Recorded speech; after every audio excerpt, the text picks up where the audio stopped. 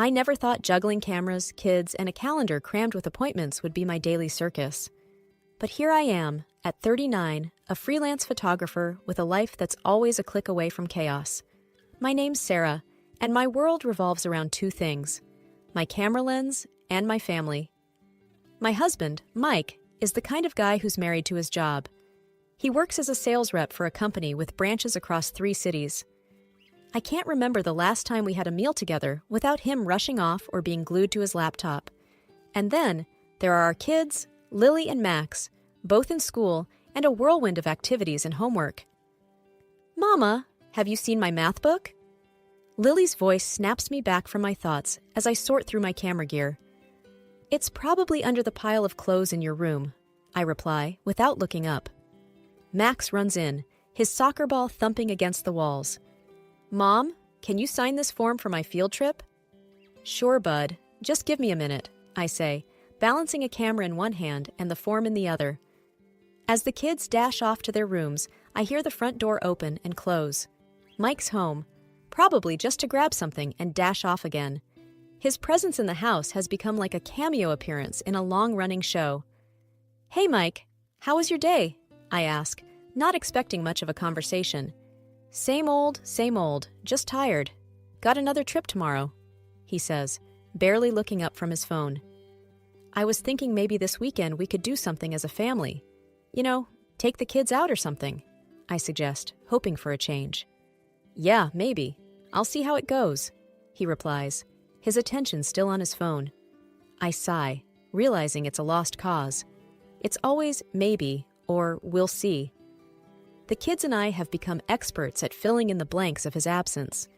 The evening rolls on with the usual routine: dinner, homework, bedtime stories, and finally, some quiet. I sit on the porch, my camera by my side, capturing the night sky. It's my moment of peace, a brief escape from the relentless pace of life. But who am I kidding? Even in these quiet moments, my mind races with tomorrow's to-do list, unanswered emails, and the ever-looming question, when will things change? As I head back inside, I make a mental note to check my schedule for next week. It's a balancing act, and I'm the ringmaster of my own chaotic circus. But in this hustle and bustle, I often wonder, when did life become a series of tasks to tick off rather than moments to live? Life as a freelance photographer is never predictable, but nothing prepared me for the curveball I was about to receive. It was just another Wednesday morning, and I was out for a walk with our dog, Buster. The sun was shining, but my mind was cloudy with thoughts of upcoming projects and deadlines. "Come on, Buster, let's make this quick. Mommy's got a ton of editing to do," I muttered, tugging slightly at his leash. Just as we turned the corner near the park, Buster spotted a cat, and in a split second, everything went haywire. He lunged forward, pulling the leash with such force that I lost my balance and fell hard onto the pavement. "Ow! Buster, stop!" I yelled, but he was too busy chasing the cat to notice. I tried to get up, but a sharp pain shot through my leg. Great, just what I needed. Limping back home, I called Mike. "Hey, I think I hurt my leg. Can you come home early?" "Sarah, I'm in a meeting. Can it wait?" His voice was curt, a clear sign of his irritation. "I just fell, Mike. It's not like I'm calling for fun," I snapped, frustration boiling over. "Fine, I'll see what I can do," he replied, and the line went dead. After what felt like an eternity, I made it home. The pain was getting worse. I knew I had to see a doctor, but with Mike's unpredictable schedule and the kids at school, it was a logistical nightmare. The diagnosis was a fractured leg. Great. Just what I needed on top of everything else. The doctor advised rest, meaning no shoots, no chasing after the kids, nothing. As if my life wasn't chaotic enough. Back home, with my leg in a cast, I felt like a bird trapped in a cage. Mike had to take over some of my duties, which he did with an obvious lack of enthusiasm. "This is a real mess, Sarah. How long till you're back on your feet?" Mike asked, his tone more concerned with the inconvenience than my pain. "A few weeks at least. It's not like I planned this, you know," I retorted, my patience wearing thin. The kids were surprisingly helpful, though. Lily took over some of the house chores, and Max tried his best to be less of a tornado around the house. "Mom, can I get you anything?" Lily asked, her concern genuine. "Just some peace would be nice," I replied with a tired smile. Days turned into weeks. I was stuck at home, my world reduced to the four walls of our living room. Mike was out most of the time, and the kids were busy with school. The loneliness was suffocating. In a desperate attempt to find something to occupy my time, I decided to explore photography forums online. Little did I know, this decision would turn my world upside down. Stuck at home with my leg in a cast, I found myself diving deeper into the world of online photography forums. It was a nice distraction, scrolling through endless galleries of beautiful images. It almost made me forget the throbbing pain in my leg. Almost. One evening, while mindlessly browsing, something caught my eye. A photo of a man proposing to a young woman. The scene was picturesque, but it wasn't the romantic setting that grabbed my attention. It was the man in the photo. He looked exactly like Mike, my husband. Same build, same hair, even the same suit that I had bought him last Christmas. "No, this can't be," I murmured to myself, my heart pounding. "It just looks like him, that's all." But the more I looked at it, the more I couldn't shake the feeling. It was more than just a resemblance. I had to know more. I messaged the photographer, a woman named Jenna. "Hi Jenna, I came across your photo of the marriage proposal. Can you tell me more about it? Where was it taken?" Jenna replied quickly. "Sure, that was taken in Riverdale. Lovely couple. Why do you ask?" I hesitated, not sure how to explain without sounding paranoid. "I was just curious. The man in the photo looks a lot like someone I know." I waited anxiously for her response, hoping she'd offer more information. But instead, she went silent. No reply came. Days passed, and the image haunted me. I couldn't eat, couldn't sleep. Every time Mike came home, I studied his face, looking for any sign of guilt, any hint of betrayal. But he was his usual detached self, buried in his phone or laptop. One evening, I couldn't take it anymore. I confronted him. "Mike, have you ever been to Riverdale on your business trips?" I asked, trying to sound casual. "Yeah, a few times. Why?"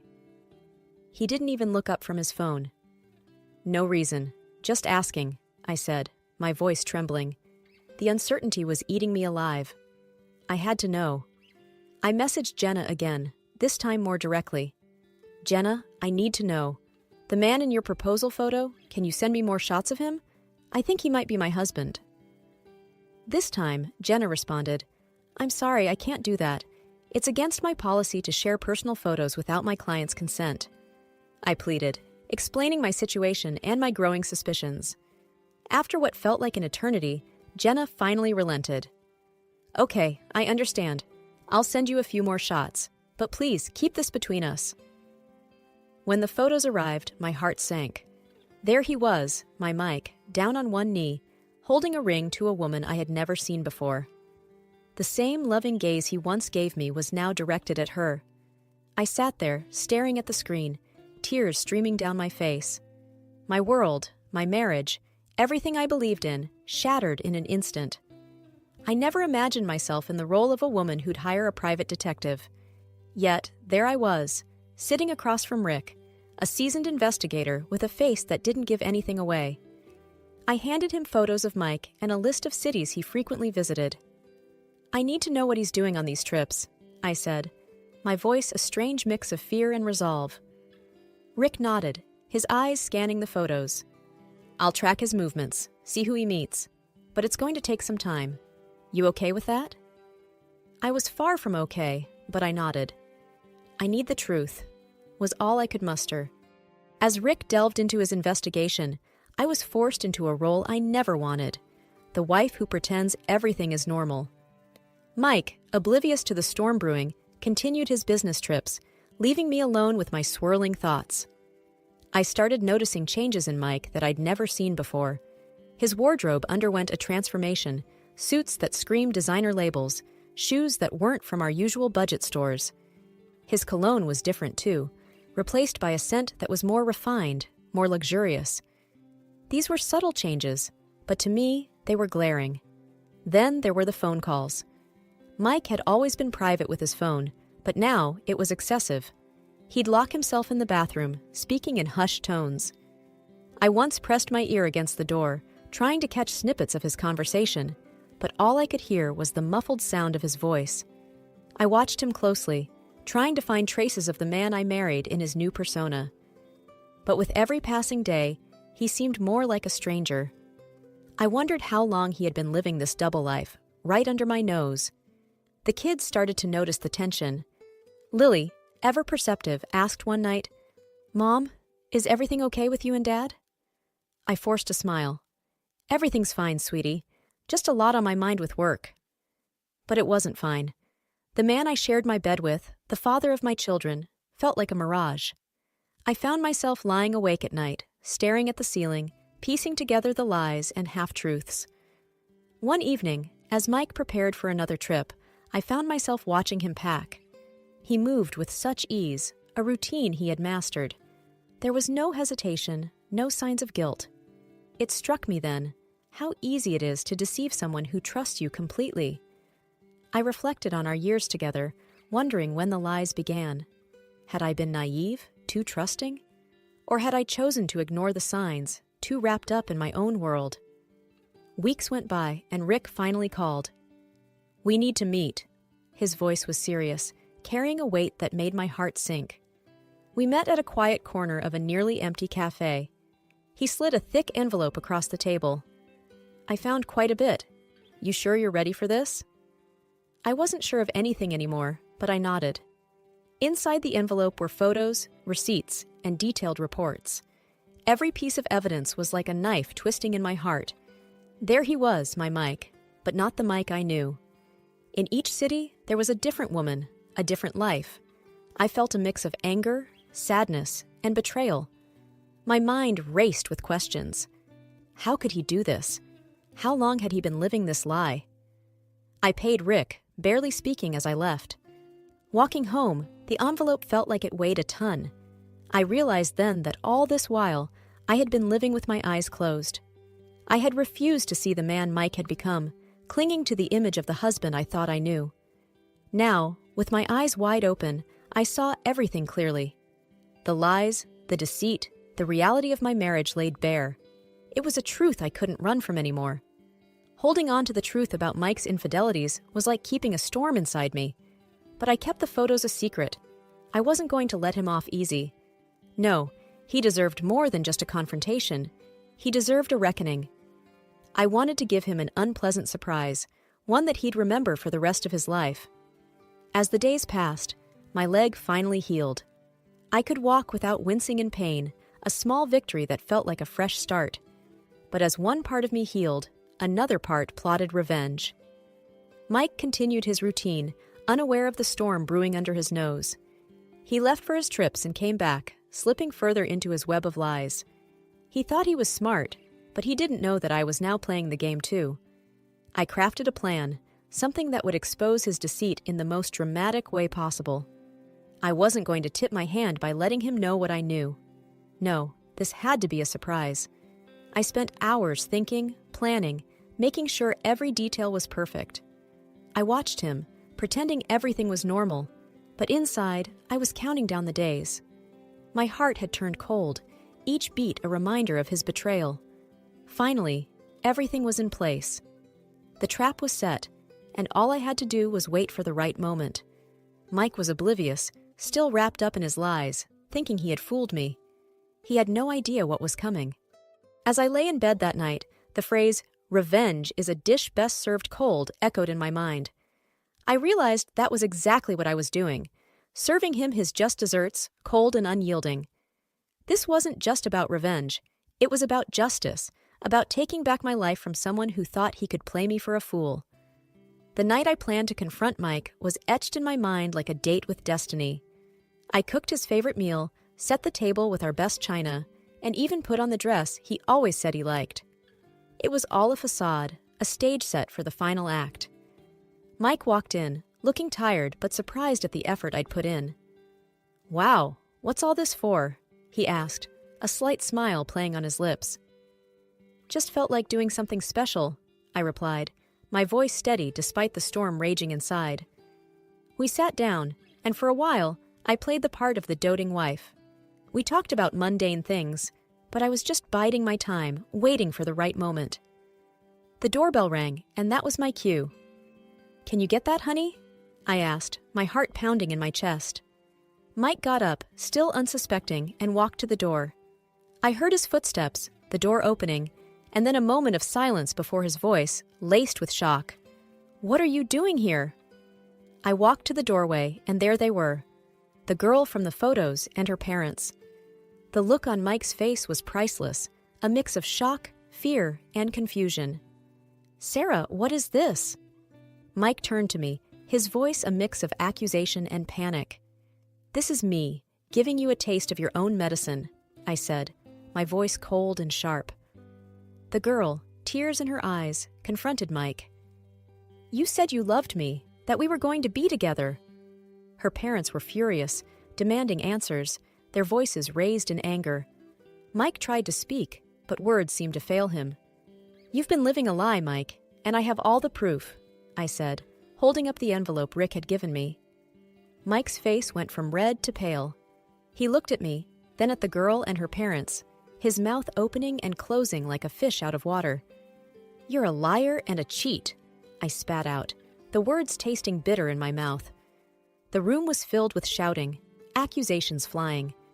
Mike tried to explain, to apologize, but it was too late.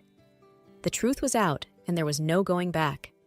As the girl and her parents left, the reality of what had just happened seemed to sink in for Mike. He looked at me, his eyes searching for something, maybe forgiveness or understanding. But all I felt was disgust. "You need to leave," I said, my voice void of emotion. He didn't argue, just packed a few things and left. The house was suddenly quiet, the echoes of the confrontation still hanging in the air. The days following the confrontation were a blur.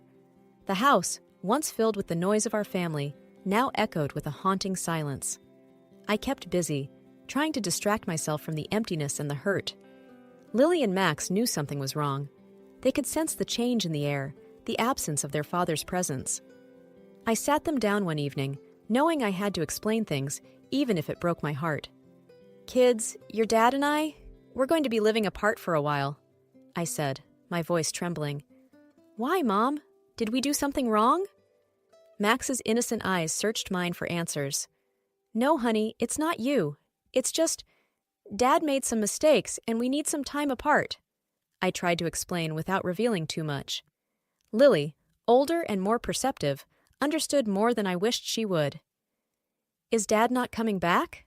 she asked, her voice barely above a whisper. "I don't know, sweetheart," I replied, holding back my own tears. I started the divorce proceedings, a process that was both liberating and soul-crushing. Mike tried to reach out, sending messages of apology, of wanting to talk. But I couldn't. Not yet. Maybe not ever. The legal battles began. I fought for the house, for alimony, for everything we had built together. It was a messy, painful process, but I was determined to get what we deserved. One day, I was going through some old boxes and found a photo of Mike and me on our wedding day. I stared at it, at the happy, hopeful faces we once were. It felt like a lifetime ago. "Why did he do it, Mom? Why did Dad hurt us?" Max asked, coming into the room. I put the photo down, looking at my son. "Sometimes people make bad choices, Max, and those choices hurt the people they love." "But do you still love Dad?" he asked, his eyes full of confusion. I sighed, a mix of sadness and resignation in my heart.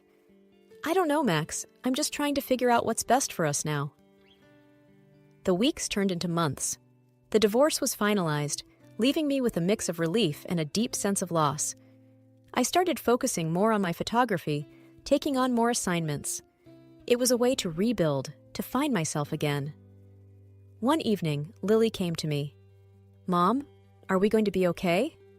I hugged her, feeling her small body shake with sobs.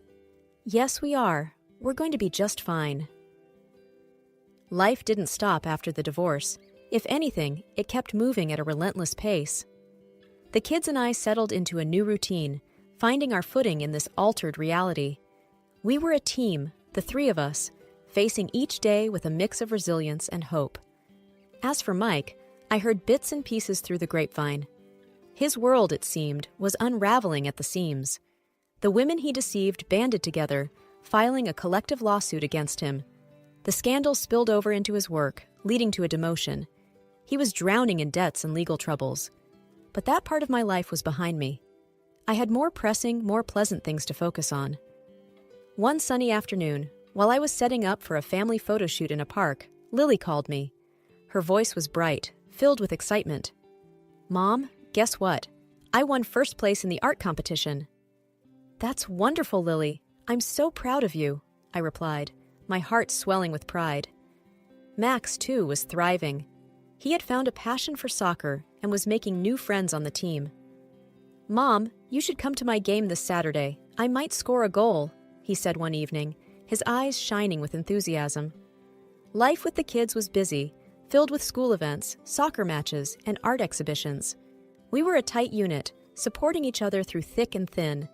My photography business was also picking up. I landed a few big contracts, photographing events, and doing portrait sessions. The lens was my window to the world, allowing me to capture moments of joy, of life moving forward. One evening, as I sat editing photos, I reflected on the past months. The pain of betrayal, the turmoil of the divorce. It all seemed like a distant memory now. I had found strength I didn't know I possessed. The doorbell rang, pulling me from my thoughts. It was my friend and neighbor Martha, dropping by with some coffee and a friendly smile.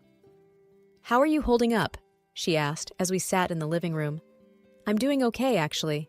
Better than okay," I replied, a sense of contentment washing over me. "That's great to hear. You know, you've really inspired me with your strength," Martha said, her eyes sincere. We chatted for a while, talking about work, life, and everything in between. It was nice to have a friend who understood my journey. As Martha left, I looked around my home, filled with laughter, love, and the evidence of a life moving forward. The hardships had not defined us. Instead, they had forged us into something stronger. Life was good, not perfect, but good. And for now, that was more than enough. All right, everyone's presentations are done. Nick, the manager, said as he tried to move the discussion forward. Excuse me, I haven't. I recently found out something. Nick interrupted me and began to speak. There's apparently someone in this department who didn't graduate high school and is just a part-timer. Meetings should be for employees only. Absolutely right. His lackey, Mike, of course, agreed with Nick. I'm leaving. After leaving the meeting room, I started to shut down my computer. I noticed that an email had arrived, not in my personal inbox, but in the company's shared email. Thinking, there's no point in speaking up, no one will listen, I went home quietly. The next day, I heard a commotion from Nick's desk. He was staring at his computer screen, his face pale. Nick? Is something wrong? Mike looked at the screen with him. And he turned even paler than Nick. Why is he so angry? Knowing the reason for Mike's distress, I thought to myself, serves them right. My name is Adam. My mother passed away when I was in the 9th grade, and I was raised by my father. Well, you could hardly call it being raised. After my mother passed, my father changed. He drowned his sorrows in alcohol, and though he still went to work, he squandered our living expenses on horse racing. Because of that, I had to start working part-time as soon as I entered high school. Every month, I went to the convenience store with bills in hand that couldn't be auto-deducted from my father's account. Even though I endured it because I didn't want to be alone, I reached my limit in my second year of high school and dropped out. I found a live-in job at a distant inn. Thank you for everything. The day I left home, my father, still staring at the TV, spoke. Take care. That was our last conversation. Back then, 18 wasn't the age of majority, so I needed my father's permission to work, and I couldn't hide my place of employment. Yet, my father never visited me even once. I kept working just to survive, and before I knew it, I was 42. Years of hard work paid off, and I was transferred to the headquarters. I was thrilled to be recognized by the company, as I thought I'd be working in the field until retirement due to my lack of formal education. Listen up. Our work can change the future of our employees. Don't drag us down. On my first day after the transfer, Nick, dressed in an expensive suit, spoke sternly. There was a reason for this. Our inn was located in a prominent tourist destination, known so well that everyone in the state could sing its commercial jingle. At its peak, We had 5 locations within the state. But that was long ago. Due to financial difficulties and aging facilities, only the place where I had worked for many years and the original establishment remained. I was prepared to lose my job anytime, but now there was a glimmer of hope. With the rise of social media, the tourist area where the inn was located started gaining attention again. Depending on how hard the sales department, where I was transferred, worked, we could either thrive or be forced to give up this prime location to the new hotel chains continuously popping up. For Nick, who had switched careers from another industry to strengthen our sales, this was a battle he couldn't afford to lose. I understood why he had to be strict. I will do my best. Nick sneered at my enthusiastic declaration. Did you not hear what I said? I'm sorry. I thought I was listening carefully. Out of habit from years of customer service, I apologized reflexively, though I had no idea what had offended him. Someone was watching me with a smirk. In this department, there are those who are expected to excel and those who have been shoved here because they have nowhere else to go. You are the latter. It was Mike, the section chief. He's 7 years younger, at 35. But he was called to headquarters much earlier than I was and had been moving around within the headquarters ever since. I'm not jealous, but I can't accept that he's my boss. Graduating from a prestigious university, he has an unusually high pride and caused many problems as a newbie, making things very difficult for me when I was the front desk leader. When I found out Mike was transferred to the sales department a month before me, I was disheartened. Mike is right. With just a middle school diploma, there's not much you can do. Don't even think about achieving results. As if I didn't exist, Nick remarked, I'm thirsty. Mike eagerly ran to the coffee maker. It seems Mike is Nick's lackey. I regretted being happy about my transfer to headquarters, wishing I had stayed on site forever. Send a direct mail to every company on this list by the end of the day. Nick only assigned me tasks that even a new graduate could handle. What? There are over 1,000 companies. You want me to send to all of them by today? Yes, if you and your fellow misfits split the work, even those with nowhere else to go should finish by today. I glanced at the employees typing away expressionlessly. They were worn out from customer service, only thinking about leaving on time, or were women reassigned after having children, with zero motivation for work. Even Sam, a new graduate from the same university as Mike, who was supposed to be among the expected achievers, had no enthusiasm for the job, having joined the company wanting to do customer service. I don't care what they say, I plan to quit anytime, he said. Only Nick and Mike were highly motivated, making all the decisions between the two of them. I originally only wanted to work at the inn to survive and had no particular attachment to this job. I swallowed my words, thinking I had no right to reprimand them. About a month after the transfer, Nick told us with a frustrated look. To commemorate the 50th anniversary, we've decided to create a plan exclusive for one group per day. Originally, Mike and I were supposed to come up with it, but our president, Mr. Thompson, insists on hearing everyone's opinions. So, you all get a chance. As Nick explained, Mike began handing out prints. Make sure not to embarrass Nick. If your ideas are half-baked, you'll have to redo them. It seemed that they had printed his handwritten notes by Mr. Thompson, which included several questions and a section for free responses. It made sense why Nick had to seek our input, given that all responses had to be submitted to Mr. Thompson. We were given a week to think about it, and a meeting was scheduled to compile our ideas. My plan is to let guests enjoy both the old and modern America. Nick began the presentations. Guests would watch a master confectioner at a nearby traditional sweet shop make sweets in front of them. The welcome drink would be premium tea in a bottle. Nick's plan was certainly attractive. After his presentation, Nick called on us to present in the order we were seated. Just as I stood up for my turn. All right, everyone's presentations are done. Excuse me, I haven't. I recently found out something. Nick interrupted me. There's someone in this department who didn't graduate high school and is just a part-timer. He was likely talking about me. I joined the company as a part-timer and was made a full-time employee when I turned 20. That was 20 years ago, so Nick and Mike probably had no chance to know until recently. Meetings should be for employees only. Absolutely right. After that, Nick kept creating opportunities to solicit everyone's opinions, purposefully excluding me from speaking. The meeting unexpectedly heated up and went past the scheduled end time. A few people asked to leave, and the discussion continued with the remaining few. Still here? Normally, you'd leave in that situation. Though I had no attachment to the job initially, hearing kind words from customers made me want to make them happier. For someone like me, with nowhere to go, the inn was my home and customer service was my life. I felt pathetic about my current self. I'm leaving. I left the conference room and started shutting down my computer. I noticed an email had arrived, not in my personal inbox, but in the company's shared email. Thinking no one would listen to what I had to say anyway, I quietly went home. The next day, while preparing the DM as instructed, I heard a commotion from Nick's desk. In his haste to stand up, he hit his knee on the desk. He stared at his computer screen, his face pale. "Nick! What's wrong?" Mike, thinking he should be the first to rush over, approached Nick while still wearing his coat. He peered at the screen with Nick. And he turned even paler than Nick. Why is he so angry? Who is responsible for this company?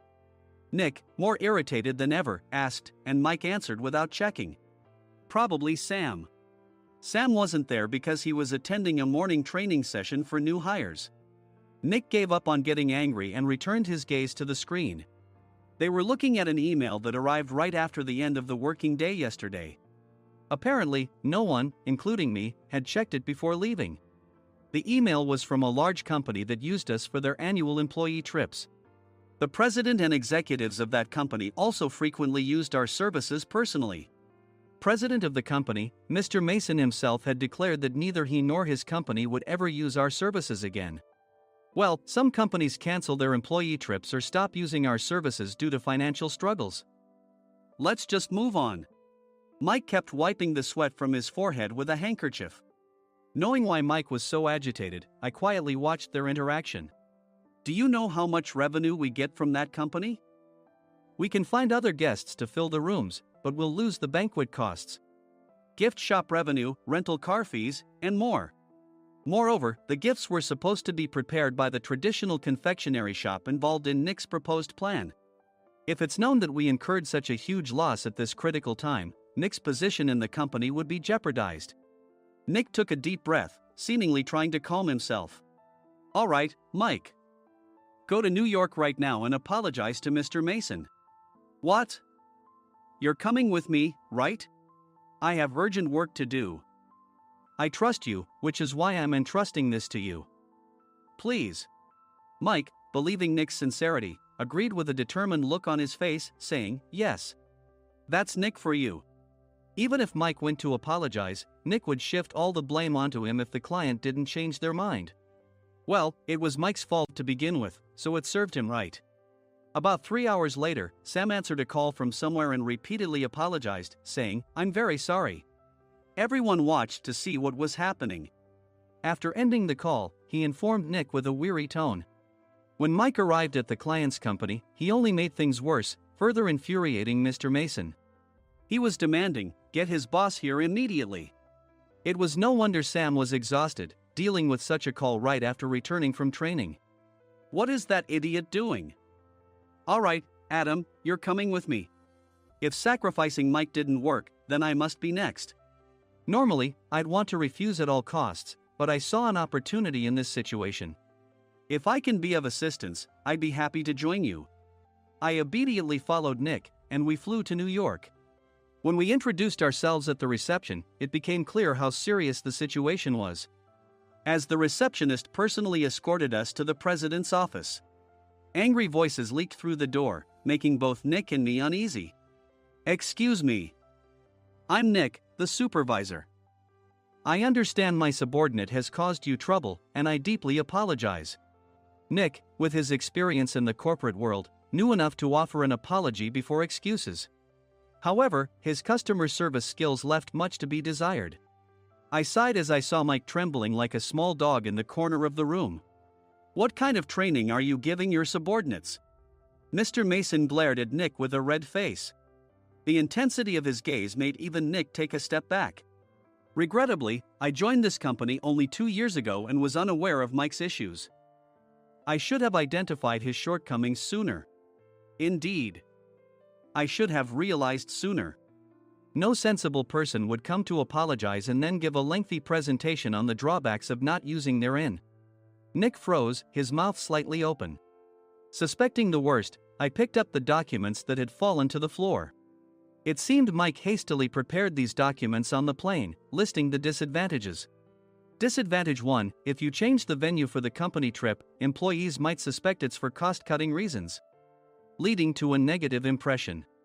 Reading it aloud half-jokingly, Nick snatched the papers from my hand and checked the contents with a furious expression. Among the stack of documents was a receipt from a nearby convenience store's copy machine. I felt a pang of dread, hoping he hadn't shown the receipt as well. What do you think he said when I asked what kind of nerve he had to do this? I'm very sorry. Faced with the dire situation, Nick must have thought there was nothing left to do but apologize. In a voice smaller than I'd ever heard from him, he uttered words of apology. He said, "I'm a Harvard graduate. I don't believe I said anything wrong." Mike! What have you done? Forgetting his plan to pin the blame on Mike, Nick yelled loudly, even in front of Mr. Mason. "I didn't do anything wrong." "You're still saying that? Look at him." Mike pointed at me with a shaking hand. "I was assigned to headquarters in my 20s and now I'm a section chief.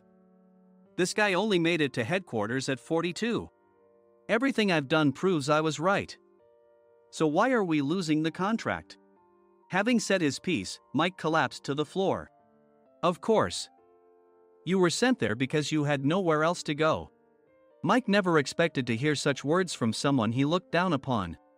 He lunged at me, and Nick hurriedly stepped in to stop him. "Mr. Thompson told me Mike is a quick thinker, and to take good care of him." There's no way he was pushed aside. "Don't make things worse here. He didn't say quick thinker, he said only quick-witted, didn't he?" I don't remember that part. I recalled the many troubles Mike caused when he was a newbie. When Mike was on the front line, his pride was so high that he never apologized to customers. Customer service, especially in our job, doesn't work alone. It brings both good and bad situations. If the front staff or housekeepers made mistakes, or the cleaning company didn't properly clean a room, one had to apologize to the customers regardless of personal fault. Mike, in such situations, would never apologize, insisting he wasn't at fault. This often angered customers, and as the front desk leader, I frequently had to apologize on his behalf. He caused complaints and disrupted operations, which is why he was quickly moved to headquarters. In departments where he didn't interact directly with customers, his quick thinking was beneficial and things went well. But it seemed his flaws were starting to show. Corporate reservations are supposed to be entered into the system by the sales representative. But a quick check yesterday revealed that more than 10 items were missing from the client's reservation. The handover document clearly stated what needed to be prepared. Why didn't you enter it into the system? Why do we have to give them special treatment? Filling rooms near the banquet hall, setting up all the food in advance.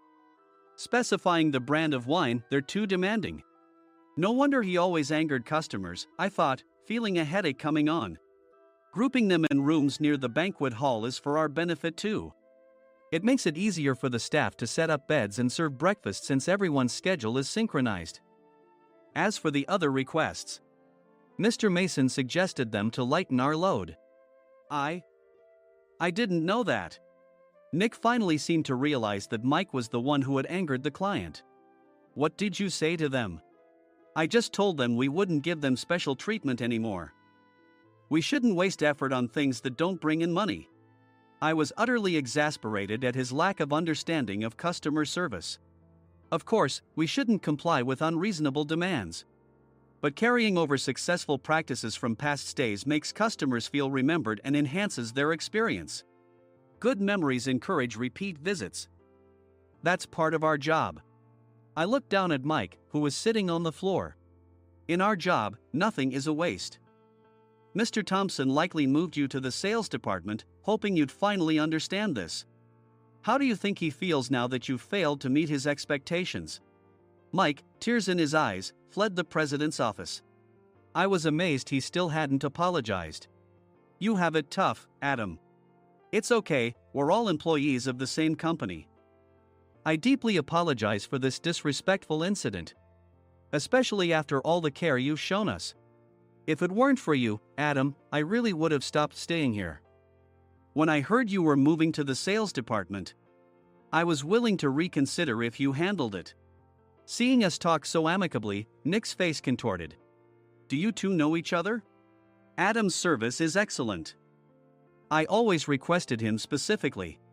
Normally, we don't accept specific staff requests, but we made an exception for Mr. Mason, adjusting my shifts accordingly. He had personally stayed at our hotel just before my transfer, and during casual conversation, I mentioned, I'm moving to the sales department soon. If I hadn't told him then, things could have been much worse. Please continue to take care of us. I look forward to it. On the return flight, Nick awkwardly offered me a can of beer. It's still working hours. Of course, I had no intention of forgiving him for a single beer. Nick might try to pin everything on Mike and avoid any consequences. While pondering this, a startling fact came to light. Nick, the tea bottles for the plan have arrived. I handed Nick a bottle labeled with our inn's name. They look good. What are you talking about? These are plastic bottles. I had assumed we would use the trendy, high-end bottling tea. But what arrived were ordinary plastic bottles of tea with customized labels. The only unique aspect was the label, which had the inn's name, making it look customized. Upon further investigation, I discovered that a substantial amount of money was set to be paid to the tea company. It was priced like bottling tea. Does this plastic bottle really cost $100 each? The tea inside is specially blended for us. The extra cost is for that. Wouldn't it be better to use another tea company? Or is there a specific reason we must use this one? As Nick continued to make excuses, I showed him a printed email. I informed the tea company's president, Mr. Mitchell, that we discovered irregular payments and he confessed. He said you two were high school classmates and planned to split the extra money. That idiot. Why did he confess? That's not important. You should worry about yourself, this could turn into a police matter. Opening the bottle cap, I suggested. How about calming down with this tea? It supposedly has a relaxing effect. Nick drank the tea frantically. In the following days, decisions were made about their fates. Mike was reassigned to the General Affairs Department, with no chance of transfer or promotion, as per Mr. Thompson's orders. As for Nick, since the payment to the tea company hadn't yet been made, he narrowly avoided legal trouble. Instead, he was encouraged to leave the company, and to avoid further complications, Nick submitted his resignation. Rumor has it that connections between HR departments have made it difficult for him to find new employment. Even though it was good to have those two gone, something unexpected happened in the sales department. Everyone became motivated and united in refining the 50th anniversary plan. In the end, my plan was adopted. We collaborated with the Tourist Information Center to provide personalized guides. The plan, tailored to the number of guests, was truly special for the 50th anniversary. Hey, is Adam's family coming to stay? I immediately booked that special plan for my family. Sam noticed it on the reservation list and quickly picked up on it. Yes, I'm inviting my father. That's great. I might invite my parents too. I lacked the courage to face my father just as Adam. But here, with the confidence Mr. Mason praised, I felt ready. The 50th anniversary plan was a perfect opportunity to reconnect with my father. I hoped to bring back the days when we could laugh together as we once did.